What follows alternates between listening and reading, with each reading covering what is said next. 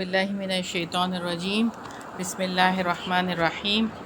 رب اشرح لی صدری ویسر لی امری واحلل عقدۃ من لسانی یفقہوا قولی۔ سورہ بقرہ آیت نمبر 23 تفسیر دیکھیں گے۔ وَإِن كُنتُمْ فِي رَيْبٍ مِّمَّا نَزَّلْنَا عَلَىٰ عَبْدِنَا فَأْتُوا بِسُورَةٍ مِّن مِّثْلِهِ وَادْعُوا شُهَدَاءَكُم من دون اللہ ان کنتم صادقین۔ اور اگر تم اس بارے میں شک میں ہو جو ہم نے اپنے بندے پر نازل کیا ہے تو اس جیسی ایک صورت ہی لے آؤ، اور اللہ تعالیٰ کے ماں سوا اپنے حمایتیوں کو بھی بلا لاؤ اگر تم سچے ہو۔ یعنی اگر تمہیں قرآن کی صداقت کے بارے میں شک ہے، یعنی کہ یہ تو ایک معجزہ ہے قرآن، اگر تم پھر بھی شک میں ہو جو نبی پاک صلی اللہ علیہ وسلم پر نازل ہوا ہے، جو اللہ تعالیٰ نے اپنے بندے پر نازل کیا ہے، علی عبدینا کی بات کی ہے اللہ تعالیٰ نے، کہ یہ اس بات کی دلیل ہے کہ نبی پاک صلی اللہ علیہ وسلم کی یہ صفت ہے، بہت ہی خوبصورت صفت کہ آپ اللہ تعالیٰ کے بندے ہیں، اور یہ بہت بلند مقام ہے جس پہ آپ صلی اللہ علیہ وسلم کو اللہ تعالیٰ نے فائز کیا، اور معراج کے موقع پر آپ صلی اللہ علیہ وسلم کی عبدیت کو اللہ تعالیٰ نے بیان فرمایا۔ سبحان الذی اسریٰ بعبدہ لیلا، کہ پاک ہے وہ اللہ تعالیٰ جو اپنے بندے کو ایک رات لے گیا۔ تو یہاں سے اس بات کا پتہ چلتا ہے کہ یہ شرف ہے اور یہ عزت کا مقام ہے کہ آپ صلی اللہ علیہ وسلم کو اللہ تعالیٰ نے عبدیت عطا فرمائی۔ اور ایک اور جگہ اللہ تعالیٰ نے سورہ فرقان میں بھی فرمایا، تبارک الذی نزل الفرقان علی عبدہ لیکون للعالمین نذیرا، کہ بہت برکت والا ہے جس نے اپنے بندے پر فرقان اتارا تاکہ وہ تمام جہانوں کے لیے ڈرانے والا ہو۔ پھر آگے اللہ تعالیٰ فرما رہے ہیں فَأْتُوا بِسُورَةٍ مِّن مِّثْلِهِ، یعنی کہ نبی پاک صلی اللہ علیہ وسلم سے دشمنی رکھنے والوں اور قرآن مجید کو جھٹلانے والے جو لوگ بھی ہیں ان سے کہا جا رہا ہے کہ اگر تمہیں اس وحی کے بارے میں کوئی شک ہے، اگر اس پہ شک ہے کہ یہ ہم نے اپنے بندے پر نازل کیا ہے، تو یہ سب جو حق ہے تو جو کہ تمہارے درمیان ہی رہا ساری زندگی، نہ نبی پاک صلی اللہ علیہ وسلم امی تھے، نا آپ صلی اللہ علیہ وسلم پڑھنا لکھنا نہیں جانتے تھے، تو پھر آپ صلی اللہ علیہ وسلم نے سامنے کتاب پیش کر دی، تو یہ کہ یہ اللہ تعالیٰ کی طرف سے آئی ہے، تو خود تو نہیں آپ صلی اللہ علیہ وسلم نے یہ کہا کہ میں نے یہ لکھا ہے، خود تو نہیں گھڑا نا، یا بہت سارے لوگوں نے یہ کہا کہ یہ کسی سے لکھوا کر لے کر آئے ہیں یا کسی کی مدد لی ہے۔ اللہ تعالیٰ فرما رہے ہیں اگر ایسا معاملہ ہے، اگر ایسا ہے تو تم بھی اس جیسی ایک صورت لے آؤ، تم بھی لے آؤ نا، من مثلی، اس کی طرح کی کوئی ایک صورت لے آؤ۔ ہاں، اور یہ کہ وَادْعُوا شُهَدَاءَكُم مِّن دُونِ اللَّهِ إِن كُنتُمْ صَادِقِينَ، تو اللہ تعالیٰ کے ماں سوا اپنے حمایتیوں کو بھی بلا لو اگر تم سچے ہو، یعنی اللہ کے سوا جو بھی فرد آنا چاہے، جو بھی آنا چاہے اس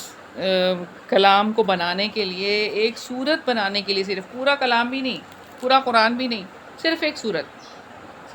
اور ایک صورت جو سب سے چھوٹی صورت ہے وہ 3 آیات پر مشتمل ہے، 3 آیات ہی بنا لو، اس کا مطلب تو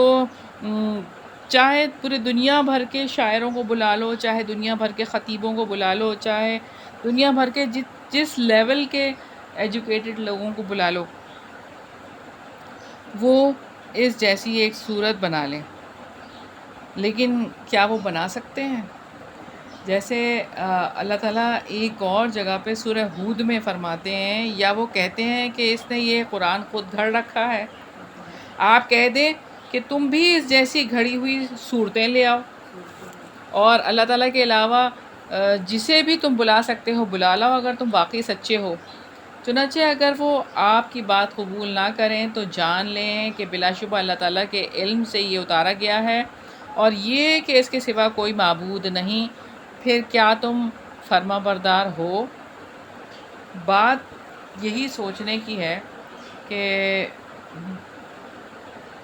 وہ قرآن جو کہ اللہ تعالیٰ نے نبی پاک صلی اللہ علیہ وسلم کے دل پر نازل فرمایا، اس کے بارے میں شک اگر ہے تو وہ شک کس کو ہوگا کہ جو مسلمان نہیں ہوگا، جو آپ صلی اللہ علیہ وسلم کو نہیں مانے گا۔ تو ان کے لیے یہ کہا جا رہا ہے۔ اور ایک اور جگہ پر یہ بات ہے، یہ 3 آیتوں کی ایک صورت کعبہ کے دروازے پر آویزاں کر دی گئی تھی۔ 3 آیات تھی سورہ کوثر، سورہ کوثر۔ اب یہ سورہ کوثر جب لکھی تھی تو ایک شاعر نے آ کے اس کے نیچے ایک جملہ لکھا، یقیناً یہ انسان کا کلام نہیں۔ اس دور میں جو کہ وہ پائے کے یعنی مفکر لوگ تھے، اور بہت بڑے بڑے ان میں شاعر تھے، تو وہ انہوں نے ان میں سے کسی نے جا کے لکھ دی کہ یہ انسان کا کلام ہی نہیں ہے، تب اور کیا چیز چاہیے؟ خود ہی ان میں سے اٹھ کے کوئی کہہ رہا ہے۔ اور اللہ تعالیٰ یہاں پر فرما رہے ہیں کہ ایک اور جگہ پہ اللہ تعالیٰ نے فرمایا بنی اسرائیل میں، آپ کہہ دیں یقیناً اگر تمام انسان اور تمام جن اس پر اکٹھے ہو جائیں کہ اس قرآن جیسی کوئی چیز لے آئیں تو وہ اس جیسی نہ لا سکیں گے، اگرچہ وہ ایک دوسرے کے مددگار ہوں۔ یعنی یہاں پہ دلیل ہے کہ اس آیت کے اندر کہ جو بھی شک میں مبتلا ہو جائے اس کو ہدایت نہیں ملتی۔ ہدایت اس کو ہی ملتی ہے جس کے اندر یقین ہوتا ہے، جو ایمان لے کر آتا ہے۔ تو بس یہی بات ہے سمجھنے والی، باقی لوگ محروم ہوتے ہیں۔ اللہ تعالیٰ ہمیں اس سے محروم نہ کرنا، اللہ تعالیٰ ہمیں ہدایت دے دینا۔ اگلی آیت ہے آیت نمبر 24، فَإِن لَّمْ تَفْعَلُوا وَلَن تَفْعَلُوا فَاتَّقُوا النَّارَ الَّتِي وَقُودُهَا النَّاسُ وَالْحِجَارَةُ أُعِدَّتْ لِلْكَافِرِينَ، پھر اگر تم نے نہ کیا اور تم ہرگز نہ کر سکو گے تو اس آگ سے ڈرو جس کا ایندھن انسان اور پتھر ہوں گے، جو کافروں کے لیے تیار کی گئی ہے۔ تو اس میں یہ بات ہے کہ ابن عباس رضی اللہ عنہما کا یہ قول ہے کہ تمہارے لیے حق واضح ہو گیا، یعنی ساری چیزیں سامنے کھل کر آ گئی ہیں۔ فَاتَّقُوا النَّارَ کی بات کی اللہ تعالیٰ نے، آگ سے ڈر جائیں۔ قرآن حکیم کے مقابلے میں کسی اور کلام کو لے کر آنا، حالانکہ تم اس کی استطاعت رکھتے ہی نہیں، اللہ کو پہلے ہی پتہ ہے۔ ایسی استطاعت کوئی رکھ ہی نہیں سکتا کہ قرآن کے مقابلے میں کوئی کلام لے آئے۔ تو اللہ تعالیٰ تو چاہتے ہیں کہ ایمان لے آئیں، لیکن وہ ایمان نہیں لاتے، تو پھر کیا ہے؟ پھر آگ کے شعلے ہیں۔ اگر ایسا ہے تو اتباع نہیں کرو گے تو پھر آگ کے شعلے ہوں گے۔ اور یہ چیلنج ہے اللہ تعالیٰ نے اس شخص سے نکالنے کے لیے کہ یہ اللہ تعالیٰ کا کلام نہیں ہے بلکہ انسان کا اپنا گھڑا ہوا ہے۔ انسان کو آگ سے ڈرایا ہے، ہمیں آگ سے ڈرایا ہے کہ آخری چارہ کار کے طور پر اللہ تعالیٰ نے یہ کیا ہے کہ شاید یہ باز آ جائیں، جب آگ کی بات ہو تو یہ باز آ جائیں۔ تو بات یہ ہے کہ اللہ تعالیٰ آگے یہی چیز فرما رہے ہیں کہ التی وقودها الناس والحجارہ، جس کا ایندھن انسان اور پتھر ہوں گے۔ سیدنا ابن عباس رضی اللہ عنہما کے مطابق یہ جو گندھک کے پتھر ہیں، اور جو دوسرے بھی جو تفاسیر ہیں ان میں یہ بات ہے کہ وہ بت جو دوزخ کا ایندھن بنیں گے کہ جن کی لوگ پوجا کرتے تھے دنیا میں، بت بنا کے جن کی پوجا کرتے تھے وہ، اور گندھک کے پتھر۔ اچھا، اب یہ ہے کہ جیسے کہ آپ کو پتہ ہے گندھک جو ہے وہ آگ کو جلنے میں مدد دیتا ہے اور زیادہ بھڑکتی ہے آگ اس کی وجہ سے۔ اللہ تعالیٰ سورہ انبیاء میں فرماتے ہیں بلا شبہ تم اور وہ جن کی اللہ تعالیٰ کے سوا تم عبادت کیا کرتے تھے وہ سب جہنم کا ایندھن ہے، یعنی وہ پتھر جن کی تم عبادت کرتے تھے وہ سب جہنم میں ہوں گے۔ اعدت للکافرین، آگ ایک اللہ تعالیٰ کی عبادت نہ کرنے والوں اور اس کے رسول صلی اللہ علیہ وسلم اور ان کی شریعت کو جو جھٹلاتے ہیں ان کے لیے تیار کی گئی ہے۔ اور یہ بات جو کہ یہاں پر اللہ تعالیٰ نے فرمائی ہے اس آیت میں، یہ بات ہے کہ جہنم تیار کی گئی ہے، اس کا مطلب آج بھی جہنم موجود ہے، اس کا وجود ہے۔ اور جب آپ صلی اللہ علیہ وسلم نماز پڑھا رہے تھے ایک دفعہ، نماز کسوف جو کہ سورج کی نماز ہوتی ہے، سورج کرن کی، تو اس میں آپ صلی اللہ علیہ وسلم نے نماز کے دوران جنت اور جہنم جو ہے وہ دیکھی اللہ کے حکم سے۔ ہاں جی، تو اس کا مطلب یہ ہے کہ وہ موجود ہے، جہنم بھی موجود ہے، جنت بھی موجود ہے، اور ہمیں پتہ لگتا ہے کہ جنت کو ہر رمضان میں آراستہ کیا جاتا ہے، خوبصورت بنایا جاتا ہے۔ اور پھر یہ کہ جہنم کے حوالے سے ہمیں بہت ساری احادیث بھی ملتی ہیں، جس طرح سید ابن مسعود رضی اللہ عنہ کی حدیث ہے کہ ہم آپ صلی اللہ علیہ وسلم کے ساتھ بیٹھے ہوئے تھے، ایک زوردار دھماکے کی آواز سنی، تو آپ صلی اللہ علیہ وسلم سے پوچھا کہ یہ کیا ہے، تو آپ صلی اللہ علیہ وسلم نے فرمایا کہ یہ پتھر کی آواز ہے، یہ اب سے 70 سال پہلے جہنم کے اوپر سے پھینکا گیا تھا، اب یہ جہنم کے تہہ میں گیا ہے جس کی آواز ہے 70 سال پہلے۔ یہ مسلم کی روایت ہے۔ تو اللہ تعالیٰ ہمیں جہنم کے عذاب سے بچا لینا، ہمیں ان لوگوں میں شامل کر لینا کہ جو جنت والے ہیں، جو جنت والوں کے جیسے ہم سے کام لے لینا اللہ تعالیٰ۔ آیت نمبر 25 ہے وَبَشِّرِ الَّذِينَ آمَنُوا وَعَمِلُوا الصَّالِحَاتِ أَنَّ لَهُمْ جَنَّاتٍ تَجْرِي مِن تَحْتِهَا الْأَنْهَارُ كُلَّمَا رُزِقُوا مِنْهَا مِن ثَمَرَةٍ رِزْقًا قَالُوا هَذَا الَّذِي رُزِقْنَا مِن قَبْلُ وَأُتُوا بِهِ مُتَشَابِهًا وَلَهُمْ فِيهَا أَزْوَاجٌ مُطَهَّرَةٌ وَهُمْ فِيهَا خَالِدُونَ۔ اور ان لوگوں کو خوشخبری دے دو جو ایمان لے آئے اور جنہوں نے نیک عمل کیے کہ یقیناً ان کے لیے ایسے باغات ہیں جن کے نیچے سے نہریں بہتی ہیں، جب کبھی ان میں سے کوئی پھل انہیں کھانے کو دیا جائے گا تو وہ کہیں گے یہ وہی پھل ہیں جو اس سے پہلے بھی ہمیں دیے گئے تھے، اور انہیں ایک دوسرے سے ملتا جلتا دیا جائے گا، اور ان کے لیے وہاں پاکیزہ بیویاں ہوں گی اور وہ اس میں ہمیشہ رہنے والے ہیں۔ یہاں پہ ہم دیکھتے ہیں کہ اللہ تعالیٰ نے قرآن مجید میں اپنے طریقہ کار کے مطابق جب کافروں کی جزا کا ذکر کیا ہے تو اہل ایمان کی جزا کا بھی بتایا ہے کہ اہل ایمان کو کیا ملے گا، تاکہ مومن جو ہے اس کے عذاب کا خوف بھی رکھیں اور اللہ تعالیٰ کی رحمت کی رغبت بھی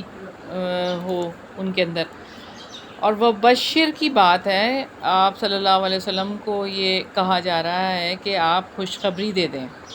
الذین آمنوا، جن لوگوں نے ایمان قبول کیا ہے، جو ایمان والے ہیں، وعملوا الصالحات، اور وہ نیک اعمال بھی کرتے ہیں اور ایمان کی تصدیق کرتے ہیں، نیک اعمال کرتے ہیں۔ تو اللہ تعالیٰ نے نیک اعمال کو صالحت قرار دیا ہے، یعنی اس کے ذریعے دنیا اور آخرت کی زندگی کی اصلاح ہوتی ہے، یعنی نیک اعمال جو ہے وہ اصلاح کا کام کرتے ہیں، دنیا بھی سنورتی ہے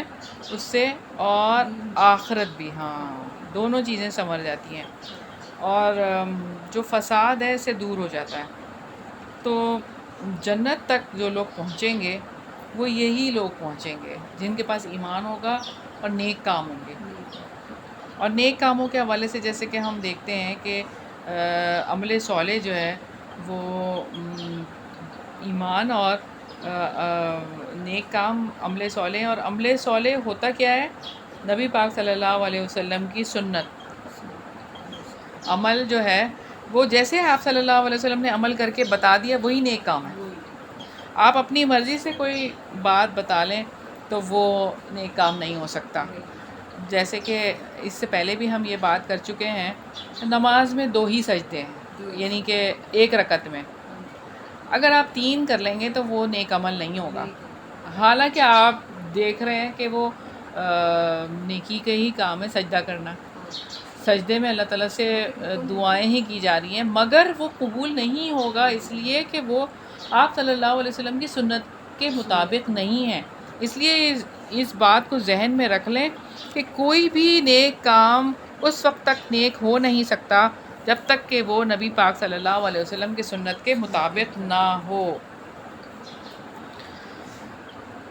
آگے اللہ تعالیٰ فرما رہے ہیں ان لہم جنات تجری من تحتها الانہار، کہ یقیناً ان کے لیے ایسے باغات ہیں جن کے نیچے سے نہریں بہتی ہیں. جنت میں دودھ کی، صاف پانی کی، شہد کی اور عمدہ شراب کی نہریں ہوں گی اور بہتی رہیں گی. آج اگر آپ دیکھیں کہ دنیا میں نہر دیکھتے ہیں ہم، وہ کیسی نہر ہوتی ہے. تو بہرحال اللہ تعالیٰ نے انسان کی نفسیات کو دیکھتے ہوئے اور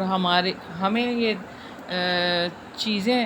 دینے کا وعدہ کیا ہے کہ وہ ایسا دودھ ہے کہ وہ کبھی خراب ہی نہیں ہوگا، ہمیشہ ہمیشہ کے لیے وہ تازہ ہی رہے گا. اور اس کی نہر سوچ کے دیکھیں، تصور کریں تو کیسا لگتا ہے نا کہ وہ نہر ہے اتنی بڑی ہوگی، اور صاف پانی کی اور شہد کی نہر اور عمدہ شراب کی نہر. سبحان اللہ. پھر آگے اللہ تعالیٰ نے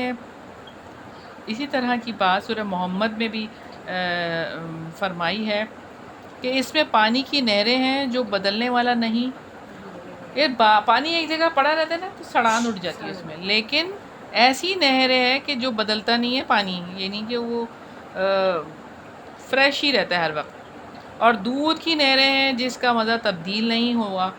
اور شراب کی نہریں ہیں جو پینے والوں کے لیے لذیذ ہیں، اور خوب صاف کیے ہوئے شہد کی نہریں ہیں. دنیا میں تو ایسا شہد ملتا ہے نا، مکھی کے ٹانگیں بھی اس میں پڑی ہوئی ہوتی ہیں، یا کچھ ایسا کچھ موم بھی اس کے اندر آ گیا. وہ کیسا شہد ہوگا، کیسا کہ بغیر کسی اس کے ہوگا اور چیزوں کے، اور بالکل شفاف شہد ہوگا، صاف کیا ہوا. اللہ تعالیٰ ہمیں ان چیزوں سے لطف اندوز ہونے کی توفیق عطا فرمانا. اللہ تعالیٰ ہمیں ایسی جنتوں میں بسا دینا. کلما رزقوا منها من ثمرۃ رزقا قالوا هذا الذي رزقنا من قبل واتوا به متشابها، جب کبھی ان میں سے کوئی پھل انہیں کھانے کو دیا جائے گا تو وہ کہیں گے کہ وہی پھل ہیں جو اس سے پہلے بھی ہمیں دیے گئے تھے، اور انہیں ایک دوسرے سے ملتا جلتا دیا جائے گا. تو اہل جنت جو پھل کھائیں گے اس وقت پہ وہ پہچان جائیں گے، کیونکہ انہیں یاد آ جائے گا کہ اس طرح کا پھل ہم دنیا میں بھی کھا چکے ہیں. اور یہ کہ یا تو ہو سکتا ہے ان کے نام ان کے مشابہ ہوں، یا پھر رنگ یا ذائقہ، جیسا بھی ہے یہ تو اللہ ہی بہتر جانتے ہیں کہ کیا چیز ہوگی جو ان کے مشابہ ہوگی، جو جنت کا ہوگا. کیونکہ جنت تو ایسی چیز ہے نہ کبھی کسی آنکھ نے دیکھی ہے، نہ کسی ذہن نے سوچی ہے، تو پتہ نہیں پتہ نہیں وہ کیسی ہوگی، تو اللہ کو ہی پتہ ہے. اور پھر یہ کہ یا خاص طور پر اللہ تعالیٰ نے پھلوں کا ذکر کیا ہے جنت کے ذکر میں، اہل جنت کو پھل کھلائے جائیں گے. تو یہ کتنی یہ خاص بات ہے نا پھلوں کی. وَلَهُمْ فِيهَا أَزْوَاجٌ مُطَهَّرَةٌ، تو اللہ تعالیٰ نے یہ نہیں فرمایا یہاں پہ کہ وہ فلاں عیب سے پاک ہوں گی، بلکہ یہ کہ تمام تر عیوب سے پاک ہوں گی، پاکیزہ عورتیں. کیونکہ اللہ تعالیٰ یہ فرما رہے ہیں کہ ان کے لیے وہاں پاکیزہ بیویاں ہوں گی۔ پاکیزہ سے مراد یہ ہے کہ نہ وہ حیض اور نفاس ان کے اندر ہوگا، نہ وہ ان کو واش روم جانے کی کوئی ضرورت ہوگی، نہ ان کے منہ میں تھوک ہوگا، نہ بلغم ہوگا، نہ ان کے پاس سے بدبو آئے گی، نہ ناک میں، نہ کان میں، نہ آنکھ میں، کہیں پر بھی کوئی میل، کوئی پسینہ، کسی قسم کی کوئی چیز ہوگی نہیں، ساری آلائش سے وہ پاک ہوں گی۔ اور سب سے بڑھ کر یہ چیز کہ وہ اخلاق حسنہ کی مالک ہوں گی، بہت بہترین اخلاق ہوگا ان کا، اور ان کی گفتگو بہت بہترین ہوگی، اور وہ اپنے شوہروں سے محبت کرنے والی ہوں گی، اور اپنی جسمانی تخلیق کے حوالے سے بھی وہ بہت پاک باز ہوں گی، اور کمال حسن کی مالک ہوں گی، اور ان کے اندر بھی جتنی بھی باتیں ہیں وہ سب عیب سے پاک ہوں گی، دل بھی ان کے پاک صاف ہوں گے، دونوں طرح سے وہ نیک صورت اور نیک سیرت، خوبصورت اور نیک سیرت عورتیں ہوں گی، اور وہ نیچی نگاہوں والی ہوں گی، یعنی کہ وہ سوائے اپنے شوہروں کے کسی کو بھی نہیں دیکھیں گی، اور ان کی زبان پر کبھی بھی کوئی ایسے الفاظ نہیں آئیں گے جس سے کسی کو تکلیف پہنچے۔ سبحان اللہ، کیا ہی بات ہے، اللہ تعالیٰ ہمیں ایسا ہی بنا دے، ہاں ہمیں ایسا ہی بنا دے، ہمیں جنتی عورتوں کی طرح ہی بنا دے۔ وَهُمْ فِيهَا خَالِدُونَ، اس سے مراد ہے کہ وہ اس میں ہمیشہ رہنے والے ہیں، یعنی کہ جنت میں جو لوگ بسائے جائیں گے وہ کبھی جنت سے نکالے ہی نہیں جائیں گے۔ کتنی خوشی کی بات کہ وہاں ہمیشہ ہمیشہ کی زندگی ہے، کبھی وہاں سے نکلنا نہیں ہے۔ رسول اللہ صلی اللہ علیہ وسلم نے فرمایا کہ جنت اور جہنم میں جانے کے بعد ایک فرشتہ اعلان کرے گا، اے جہنمیوں اب موت نہیں ہے، اور اے جنتیوں اب موت نہیں ہے۔ جو فریق جس حالت میں ہے اسی حالت میں رہے گا، اگر تو وہ جنت والا ہے تو وہ کیا ہی خوش نصیب ہے کہ وہ ہمیشہ اسی حالت میں رہے گا، اور اگر وہ جہنم والا ہے تو کیا ہی بد نصیب ہے کہ وہ کبھی اس جگہ سے نہیں نکلے گا۔ پھر ہمیں ایک دعا بھی ملتی ہے سورۃ تحریم میں، تو کہ حضرت آسیہ کی دعا ہے، رب ابن لی عندک بیتا فی الجنہ، اے میرے رب، رب ابن لی عندک بیتا فی الجنہ، اے میرے رب میرے لیے اپنے پاس جنت میں ایک گھر بنا دے۔ تو یہ اتنی خوبصورت اور جامع دعا ہے، اور اللہ تعالیٰ سے ہم دعا کرتے ہیں کہ اللہ تعالیٰ ہمیں جنت الفردوس میں، اعلیٰ مقام میں، جنت میں بہت بہترین گھر عطا فرما دیں۔ آپ اللہ تعالیٰ ہم سے راضی ہو جائیں اور ہمارے گناہوں کو معاف کر دیں، آمین ثم آمین یا رب العالمین۔